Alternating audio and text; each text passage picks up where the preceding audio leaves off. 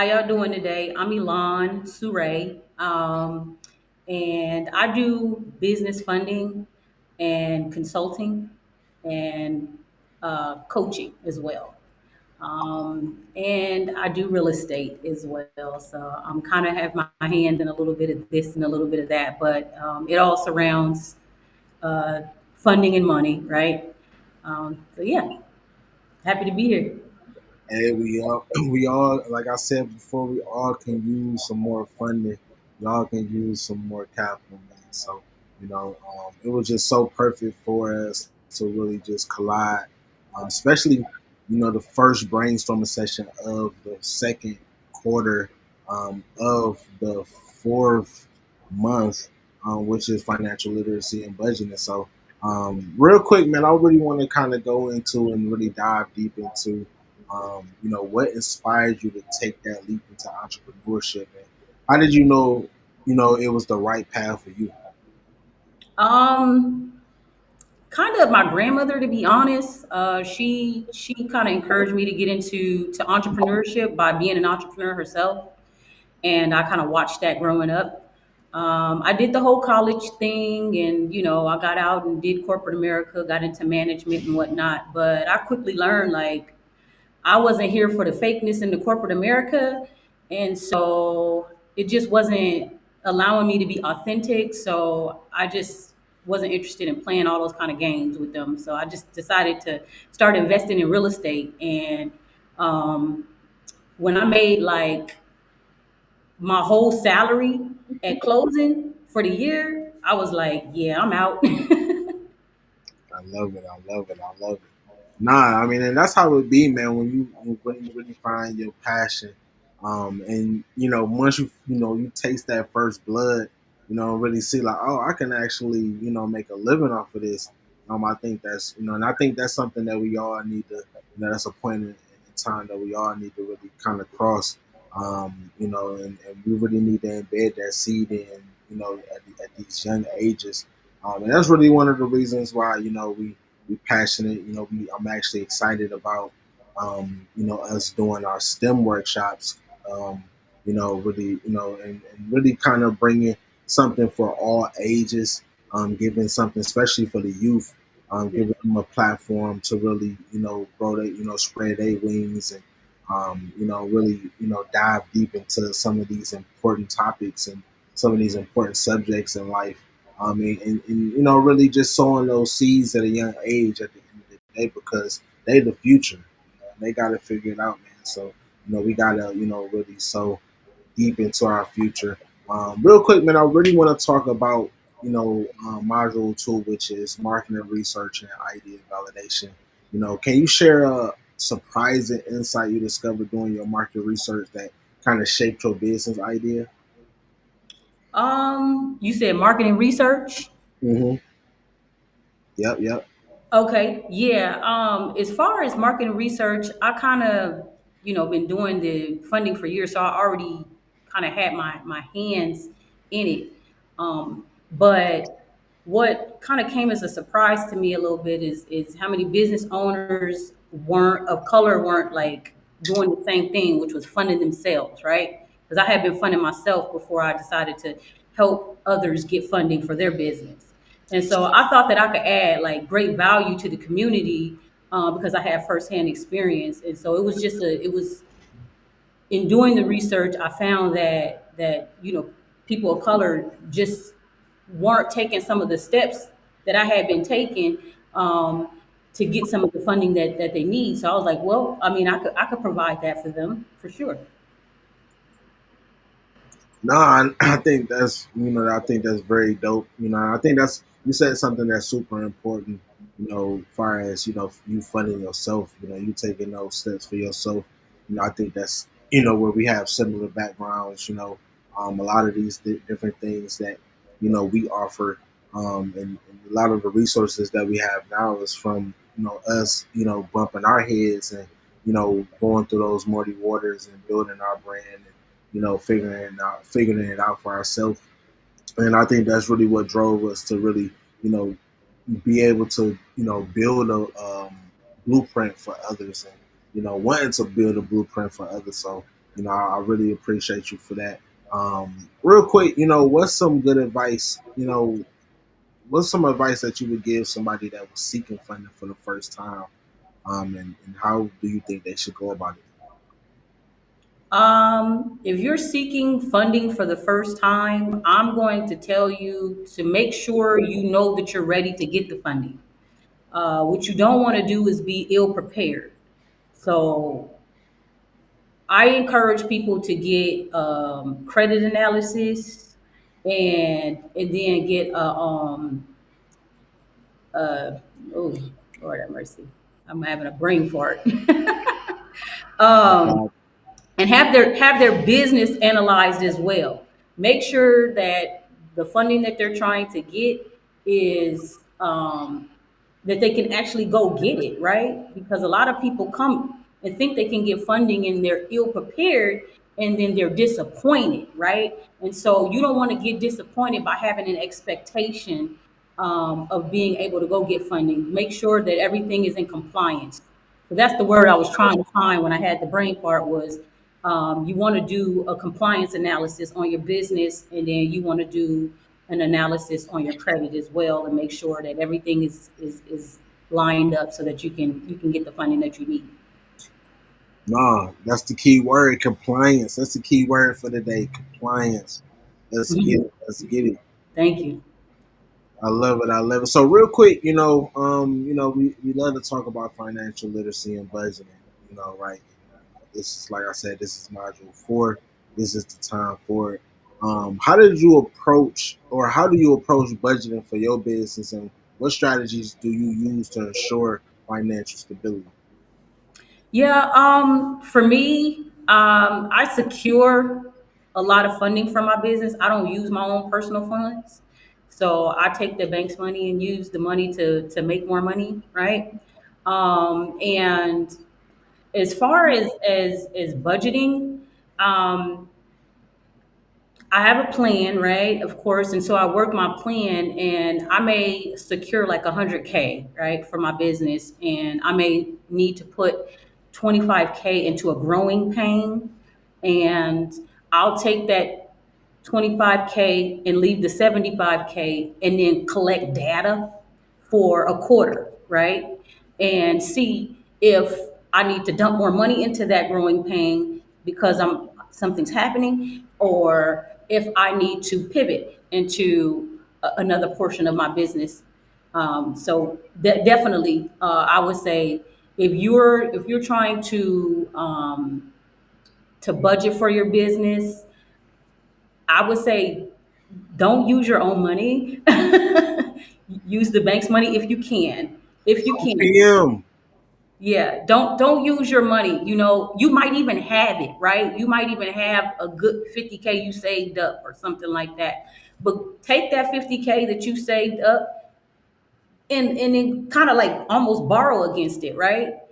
Put it away and then let the bank give you some money and you go invest it into your business. Therefore, you always have a little something on the side for your business that you saved up. And if something don't go right with the bank, then you could just give it to them, all right? Definitely, definitely. I was just talking about, and I was kind of breaking down good credit. I mean, good debt and bad debt to one of our members the other day. Can you kind of touch on that? Can you break down what's good debt, what's bad debt? I know that's something that we love to talk about when it comes to financial literacy. So good debt would be something I just spoke about, right? Going and getting some funding for your business and working your business plan because you're going to make money off of that. Good debt would be like buying a home when you're prepared. Don't buy it unprepared, but buying a home, that's good debt. Buying a vehicle, that's good debt, right? Those are things though, because they can become appreciating assets for you if you make money off them, like a home, or again, like a vehicle for your business, or some funding for your business to invest in your business. All of those things are good debt, and it's okay to be in good debt, right? As long as you know how to manage that debt, it's okay to be in good debt. Bad debt would be getting a credit card and going to Louis Vuitton and buying up a bunch of clothes and shoes, and then going to get a personal loan to pay it back because the interest didn't hit you. Yeah, super bad. Yeah. Let's talk about that, man, real quick. And speaking of that, actually, that ties into our icebreaker question for the day. And I still need you guys, to tap in. I've seen a few answers already. But if you just get me in, what is the most ridiculous thing you've ever spent money on? Let's see them answers, man. Let's see them Oh, I answers. thought you was asking me because I'm gonna have to think about that because I've done a lot of ridiculous things. I mean, yeah, you can chime in. I definitely would love for you to chime in on the icebreaker question for sure. But if and also for my people that's tapping in live, man. What is the most ridiculous thing you've ever spent money on, man? Let's see those questions. Let's see those answers in the chat. But yeah, if you could touch on it real quick, Elon, what is the most ridiculous thing you ever spent money on? I bought a pair of $800 Gucci shoes that I cannot wear because my feet changed. Ooh. I got them still. I can't wear them. I mean, I can't. They're like brand new, pretty much. I can't wear them. My feet changed. Hey, you better hit eBay or some Facebook Marketplace. But yeah, man, yeah. The designer get you every time. Yeah. Somebody said crab legs though, man. That's a good one. 'Cause Really? crab legs can be I expensive. like crab legs. I think that's not ridiculous. I love a good crab leg. Somebody said, okay, we got nail polish. Okay, pre-cut fruit is a good idea. That's a good one. Okay. Oh my goodness. $10 for a Rice Krispie treat. Wow. Yeah, that's ridiculous. You know what? We did. I can't even talk. We spent like $7 on like two candy bars just yesterday, the other day. So that was kind of ridiculous. But yeah, man, keep them answers going. Keep them answers going, man. Keep them answers going. What is the most ridiculous thing you spent money on? Let's go. Let's go. We had to bring back our icebreaker questions, man. I know you guys have been wondering. We've been getting a lot of feedback, like, man, when we gonna get back to icebreaker questions? So I love it, man. I love it. I love the energy. Real quick, I know you spoke on in your last couple of answers, you spoke on planning. And this is something that we talk about in Module 3. That is something that we talked about a lot last month. Business planning and strategy. What's the most critical element of your business plan you believe set you apart from your competitors? Um, so I think that for me, the most critical part of my business plan was or is and was taking a moment to understand that um, I I needed guidance, right? So investing in my education and mentorship was very critical in my business plan and in my business as well. Knowing how to take a leap forward and knowing how to maneuver around certain things so that you can scale is very important. And you may think you know everything about business, but you don't, right? And then there's someone else out there who's doing business, the same type of business that you're doing, better than you are, and you can learn from them. And so investing in my education and investing in mentorship was the very was the most critical part of my business plan is making sure that I had the proper education and the proper mentorship. No, most definitely, and that's something that's super important. And for me, it was definitely a blessing. Once I really started to get, my first few mentors. Shout out to Alonzo Palmer, rest in peace. And shout out to Naima. That's definitely somebody else that I consider a mentor.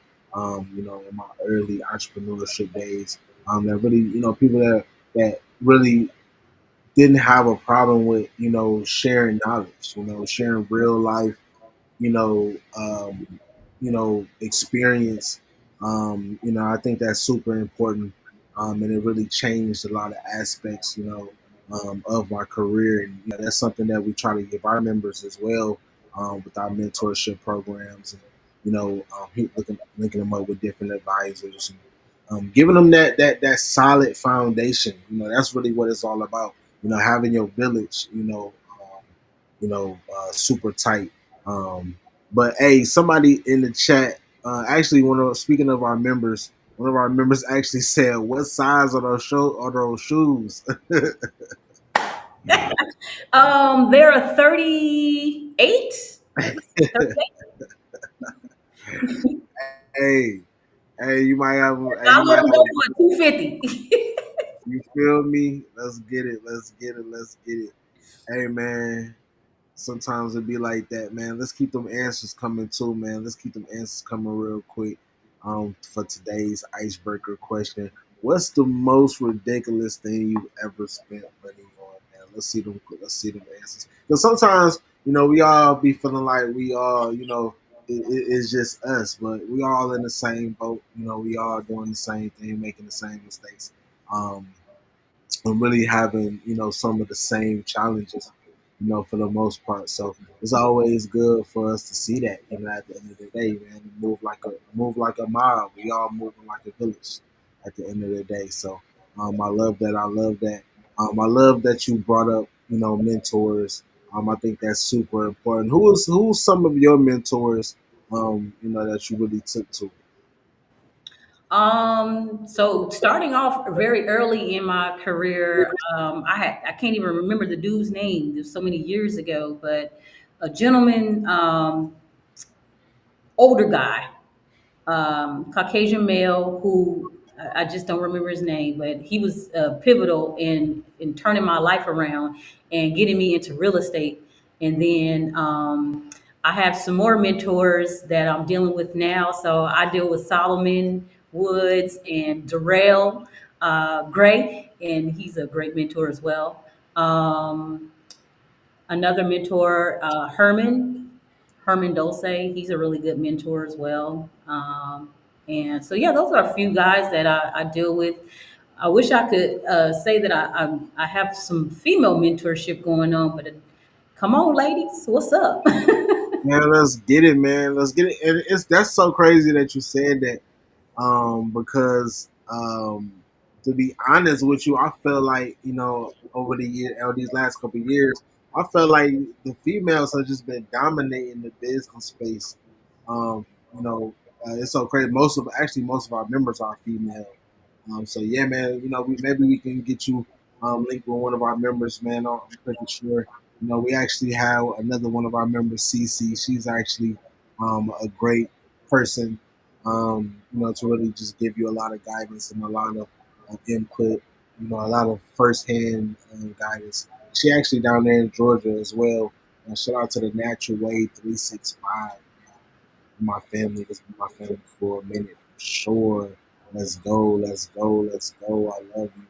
But yeah, maybe that's somebody that I could definitely link you up with, and you can go check out her farm and check out some of the great things that she's been doing in the community, for sure. Somebody in the comments said just my size. We might got a bidding war. We might got a bidding war. Uh. Buddy. Let's get it. Let's get it. Let's get it. Let's get it. So, real quick, moving on, I wanted to kind of touch on another module, sales and customer service, right? What is the most memorable customer interaction you've had, and how did it impact your approach on sales and service? Most memorable. It won't be a positive experience, but I'm gonna tell you why it was memorable. That's all good. That's all good. So I had a client. He was an older gentleman, and at first he seemed kind of cool, right? But after he signed his contract and came on as an actual client, right, he just became like a nightmare. He because he had access to me, and he was like one of my very first clients. So I was like, I need him, right? So I allowed him to kind of like abuse me in my time, and and at the end of the day, things didn't go the way that I needed them or wanted them to. So now, I don't allow for individuals to even connect with me anymore, like that, right? I now have like a team who deals with everything. I'm not putting myself in the forefront where people can reach out to me and call me and text me at all different types of the hour, and get frustrated with me about something that they've done or whatever that might have slowed up their process, and then get to try and abuse me verbally, right? So I have blocks in place, and boundaries in place now. Than before, I didn't have boundaries. I was just like, I need a client, right? So Yeah. I took the abuse, but no one has to do that, right? You don't have to do that.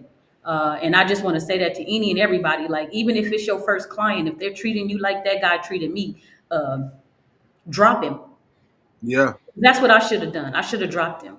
And I think we all literally, like I said before, I think we all find ourselves in these same predicaments because especially when you just starting off, you just like you said, you just want that client. But all money is not good money. There's something that I had to learn in my career. People will waste your time. That's another thing that I had to learn in my career. You got to make people invest in what they want to do, so they don't waste your time. And also, all money ain't good money. Some people is this, and what I learned, it's so crazy that it's like this, but it's always the low paying clients too. It's never the people that's cutting you the real checks, or the people that's more consistent with their payments. They never give you any problems. They don't, you then they got to be calling, checking up with them, like, everything all right. But the ones who you give the breaks to, you give the discounts to, you show the most love to on the pricing. Those be the ones who be the biggest headaches. And I must say, that's why we got the no discount merch. Hats coming soon. Y'all gonna see me with the hat on and probably another week. But yeah, no discounts. We really pushing that. We standing by that. Because it's not just about not showing somebody love. At the end of the day, it's just about making sure that you show yourself love and you know your worth, and you attract the people that you want to work with, because believe it or not, and like I said, your best clients is the highest paying clients. They don't give you no problem. So you always want to push that bar. And I'm not saying charge ridiculous prices for your services, nothing like that. But make sure that you just don't really, you just know your worth at the end of the day. And you don't step, you just stand on that. We got to stand on that, man, and it's crazy for sure. But yeah, and you said another thing, boundaries. Setting boundaries. It's okay to set boundaries. I love it. I love it, man, because that's super important, especially when you run into business. And some people will use that against you, if they, especially when they know you an independent business owner. That's why I really try to get my people away from telling the using the black owned thing, because sometimes that put you in a box as well, and people will be like, well, okay, well, you black owned, well, whatever. They might put you on the box where they feel like you need them now, so they might treat you a certain way. So we try to get away from getting put in the box. Um, okay, we might got a sale. Jazz says she's sending you her shipping address. Y'all Let's ain't y'all don't want them shoes. let's get it. Let's get it. Let's get it. Okay, hold on. We got another answer for our icebreaker question. High car insurance for a pay off 2012 bill. I'm guilty of that. See, hey, sometimes it be like that. It be like that. Okay. That's what I, that's what I did to win, bro. Using my own money, right? Let's get it, man. We need to use that OPM. That's why y'all need to definitely make sure you guys set up your consultations and really sit down with my girl Ellen, Elon, and make sure that you guys really build with her. and take advantage of some of those services, man, so she can put you guys in position to get this funding. OPM, you guys, stop using your own money to fund your dreams. Is out here. Let's get you in position. Let's get you with Elon. Let's get you with Mr. Fix It. Let's get you with with the mob. For the most part, to get you guys together. If you need a business plan, redrafted or drafted up. If you need to, revamp your website, or if you just need a website, certain things that you need to really, get in position, put yourself in a position to win. At the end of the day, that's what it's all about. Let's get it. Let's get it. Let's get it. Drop them. Let's get some love in the chat, man. I've been loving you guys' answers, man. Drop them fire emojis in the chat if you loving the brainstorming session so far. If you haven't gotten a chance to answer today's icebreaker question, please, please, please do not leave without answering today's icebreaker question, which is, what's the most ridiculous thing you guys have ever spent money on? Let's hear them answers. Let's hear them answers, man. Let's hear them answers. So real quick, I really wanted to move on, to another, module. I like to talk about operations and logistics a lot with our members. Can you describe a significant operational challenge you faced and how you overcame it to improve your business efficiency? Yeah, so I kind of just touched on a little bit of that.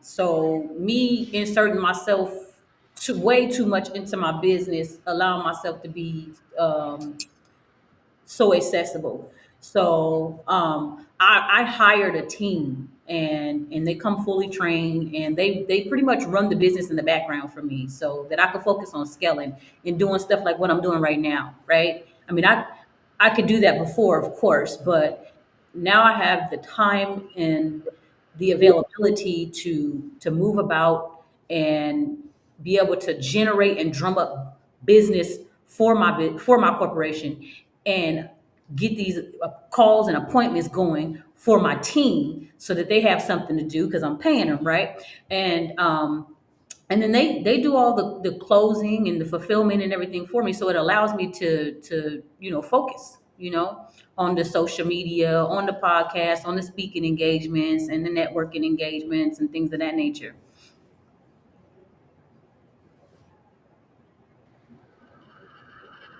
Most definitely, most definitely. Can you hear me? Yep.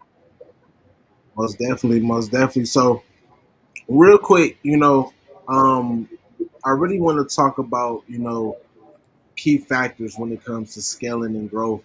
What key factor contribute most to your business growth, and how did you identify and capitalize on that opportunity? Say it again. I'm sorry.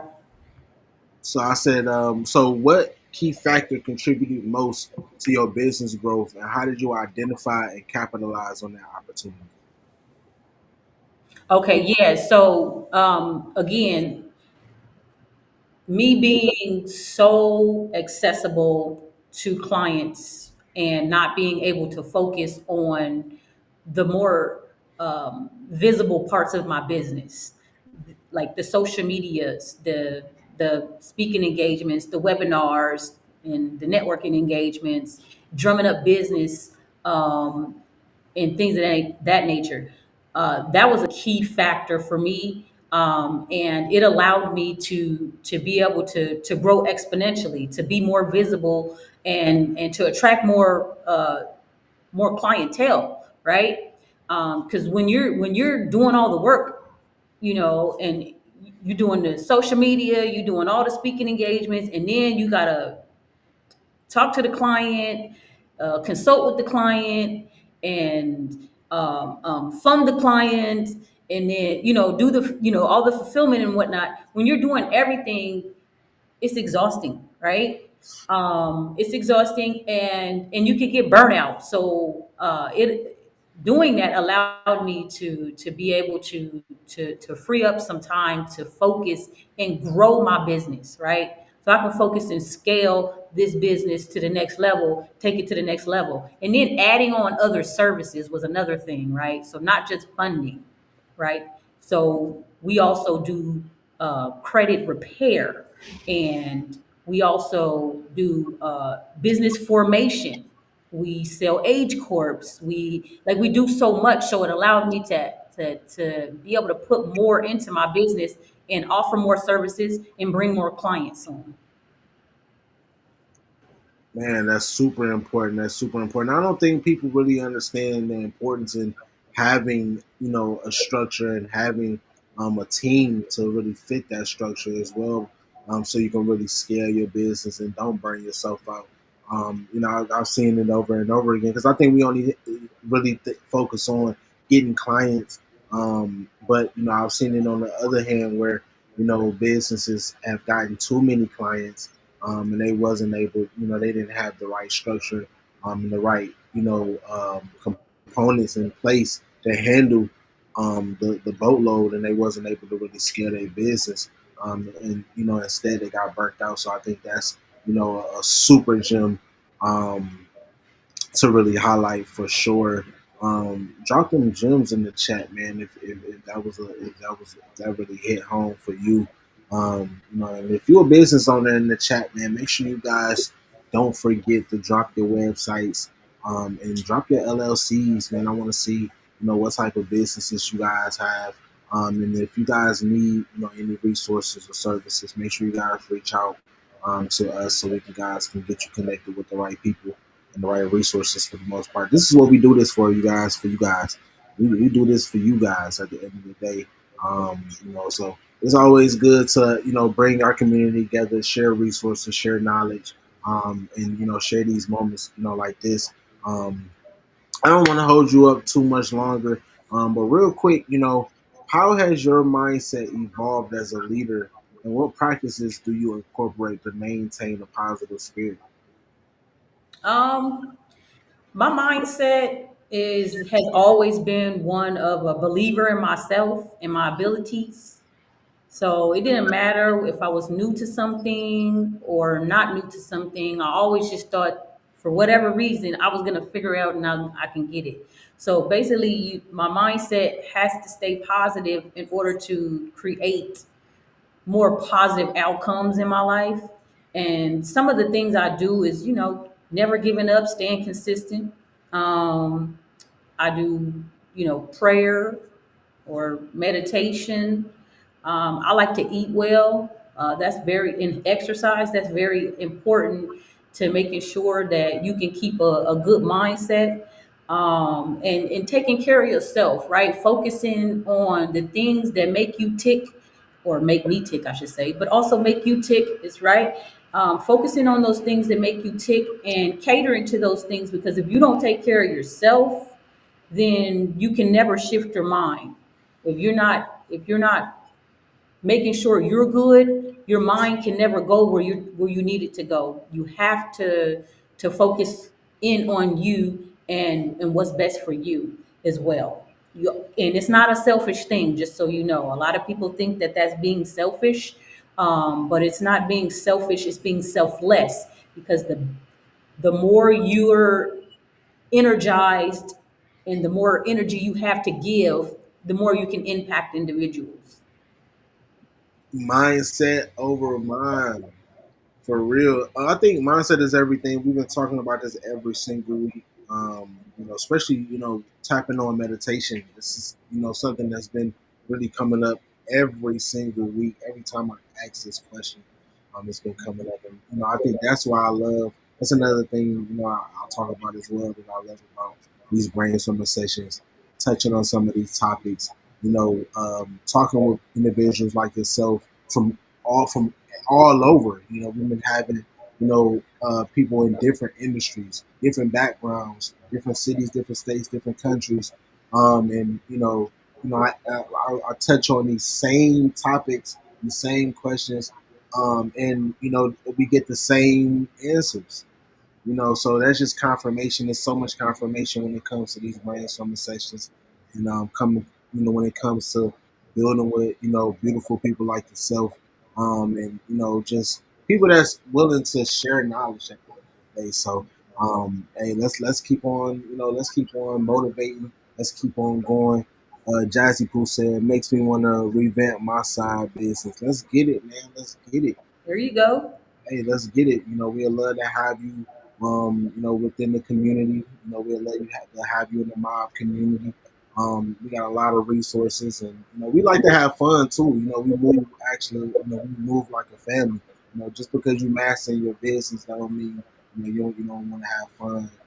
You don't. You want to make sure that we enjoying your passion and enjoying what you're doing. So we like to have a lot of fun.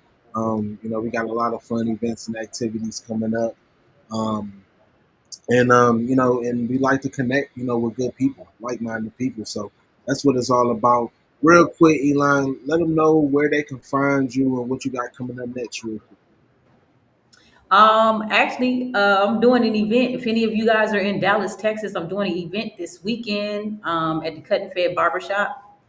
And so it's on Sunday at 2:30.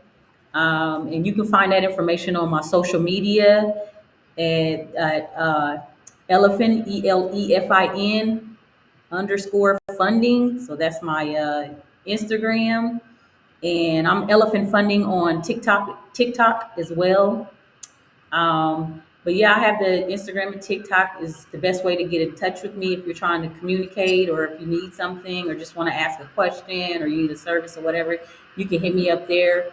My website is www.elefinfunding.com. If you want to get pre-qualified for some funding, we'll do an analysis for you and see if you're compliant. And if you are, let's get you going.